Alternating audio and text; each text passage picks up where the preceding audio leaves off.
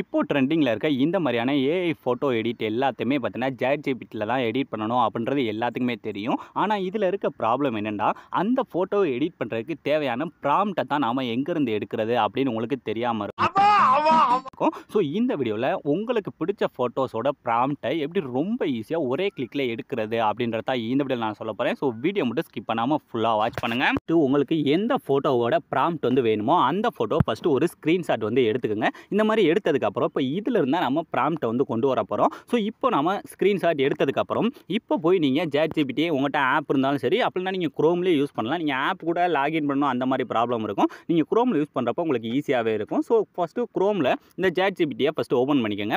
அதை நீங்கள் ஓப்பன் பண்ணதுமே இதில் உங்களுக்கு இந்த மாதிரி தான் இன்டர்ஃபேஸ் வந்து ஓப்பன் ஆகும்.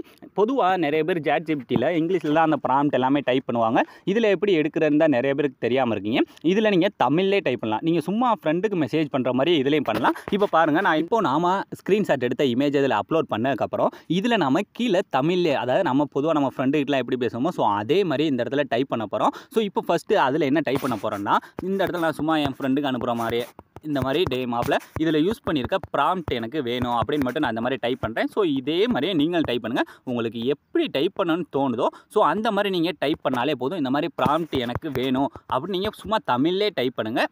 இந்த மாதிரி நீங்கள் டைப் பண்ணி முடிச்சதுக்கப்புறம் கீழே பார்த்தீங்கன்னா சென்ட் பண்ணுற மாதிரி ஒரு பட்டன் இருக்கா, ஜஸ்ட் அதை கொடுங்க. கொடுத்தல போதும், ஆட்டோமேட்டிக்காக அதுவே கொஞ்சம் நேரத்தில் ப்ராசஸ் ஆகி அதில் யூஸ் பண்ணியிருக்க ப்ராம்ப்ட் எல்லாமே நமக்கு கீழே வந்துடும். ஸோ இந்த இடத்துல பார்த்தீங்கன்னா அதில் யூஸ் பண்ணியிருக்க ப்ராம்ப்ட் எல்லாமே வந்துருச்சா. இப்போ இந்த ப்ராம்ப்ட்டை நீங்கள் என்ன பண்ணுறேன்னா அப்படியே லாங் ப்ரெஸ் பண்ணி எல்லாத்தையுமே காப்பி பண்ணுங்கள். ஒன்று விடாமல் எல்லாத்தையுமே இந்த மாதிரி காப்பி பண்ணிவிட்டு இப்போ மேலே பார்த்தீங்கன்னா நமக்கு காப்பி அப்படின்ற ஒரு ஆப்ஷன் இருக்கா, ஜஸ்ட் அதை கொடுங்க. கொடுத்ததுக்கப்புறம் இப்போ இதை வச்சு நாம் எடிட் பண்ண போகிற இமேஜில் யூஸ் பண்ணணும். அதில் ஒரு சில சின்ன சின்ன சேஞ்சஸ் மட்டும் பண்ணணும். அதை மட்டும் என்னன்னு நீங்கள் கரெக்டாக பார்த்துக்கோங்க.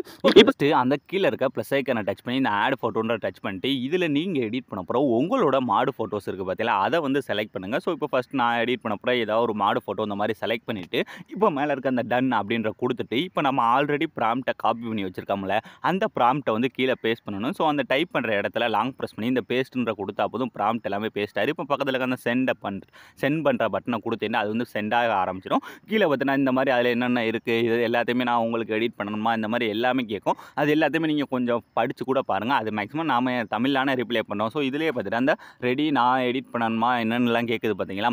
இந்த இடத்துல சும்மா நீங்கள் உங்கள் ஃப்ரெண்டுகிட்ட பேசுகிற மாதிரியே நீங்கள் இதில் டைப் பண்ணி சொன்னாலே போதும், அதுவே நமக்கு புரிஞ்சுக்கிட்டு அதுவே நமக்கு எடிட் பண்ணி கொடுக்க ஆரம்பிச்சிடும். இப்போ நான் கீழே டைப் பண்ணுறேன் பாருங்கள். நான் கீழே நமக்கு டைப் பண்ணுற மாதிரி ஆப்ஷன் இருக்குது பார்த்தீங்களா, அதில் வந்து நான் நம்ம ஃப்ரெண்டுக்கிட்ட கேட்குற மாதிரி இதில் வந்து நான் டைப் பண்ணி கேட்குறேன். அதே மாதிரி நீங்களும் கூட ட்ரை பண்ணி பாருங்கள். இப்போ எனக்கு நான் அனுப்பின ஃபோட்டோ மாதிரி அதே மாதிரி எடிட் பண்ணி கொடுறா மாப்பிள்ள அப்படின்னு மட்டும்தான் நான் அந்த மாதிரி டைப் பண்ணி உங்களுக்கு இந்த பக்கத்தில் இருக்க சென்ட் அப்படின்ற கொடுத்தாலே போதும், ஆட்டோமேட்டிக்காக அது வந்து சென்ட் ஆக ஆரம்பிச்சிடும். இப்போ சென்ட் ஆனதுமே அது வந்து அதை புரிஞ்சுக்கிட்டு கீழே வந்து இமேஜை நமக்கு ரெடி பண்ண ஆரம்பிச்சிச்சு பார்த்தீங்களா. இது ரொம்ப நேரம் லோட் ஆகிட்டே இருக்கும். அதுக்கு பதிலாக நீங்கள் என்ன பண்ணலாம்னா இந்த சைடில் பார்த்தீங்கன்னா ஒரு ப்ளூ கலர் டாட் மாதிரி வந்திருக்கும். அது வந்தோடனே அந்த டாட்டை ஜஸ்ட்டு டச் பண்ணுங்கள். டச் பண்ணால் அதில் நமக்கு இந்த மாதிரி சைடில் நிறைய ஆப்ஷன் வரும். இதில் மூணாவது இருக்குது அந்த லைப்ரரி அப்படின்ற டச் பண்ணிங்கன்னா அதில் நாம் இதுவரை ரெடி பண்ண எல்லாமே வந்து இதில் இருக்கும். அதில் ஃபஸ்ட்டாக இருக்க தான் இப்போ நாம் ரெடி பண்ண போகிற இமேஜ் இது. ஸோ அதை ஜஸ்ட்டு டச் பண்ணுங்கள். டச் பண்ணி பார்த்தீங்கன்னா தெரியும், நாம் அப்லோட் பண்ண இமேஜை மாதிரியே வேறு லெவலில் ரெடி பண்ணி கொடுத்துருக்கா.